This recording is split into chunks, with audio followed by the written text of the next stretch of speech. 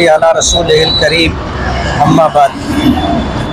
आज तारीख 6 अक्टूबर 2024 मुंबई महाराष्ट्र के कैपिटल में हज हाउस के अंदर आइंदा टर्म के लिए इंतखाबी इजलास था। इस इजलास में तमाम तर कार्रवाई जारी रखते हुए ये बात कही गई, इंतखाब का नाम पेश होने से पहले मैंने चाहा कि मैं अपनी कुछ बात रखूं, तो मुझे दस्तूर बता करके कहने से रोका गया कि इंतखाबी मजलिस में किसी को तकरीर करने की इजाज़त नहीं।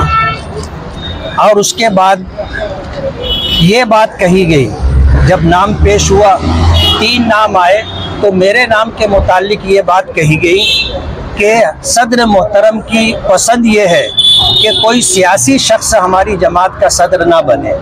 जाहिर बात है ये चीज़ दस्तूर में नहीं है। दस्तूर ने इस बात की इजाज़त दी है कि तमाम अराकीन जो जमीयत उलमा से ताल्लुक़ रखते हैं वो किसी भी सियासी जमात से ताल्लुक़ रख सकते हैं, शर्त यह है कि वो फ़िरका परस्त ना हो। आज इस वक्त मौलाना हलीमुल्लाह साहब की जो है सदारत का ऐलान किया गया है। मैं ये बात बहुत वजाहत के साथ कहना चाहता हूँ कि हमारी जमात के जो कारगुजार सदर थे हाफिज़ मसूद साहब, और नायब सदर में डॉक्टर अब्दुल मन्नान साहब और हाफिज़ जाकिर साहब, ये हर वर्किंग कमेटी में रहते हैं। वर्किंग कमेटी में हम भी आए और माजी के अंदर लॉकडाउन के मौके पर, नोटबंदी के मौके पर एक बहुत बड़ी रकम मौलाना हलीमुल्लाह साहब को दी गई थी और वो रकम अब तक मुकम्मल वापस नहीं आई।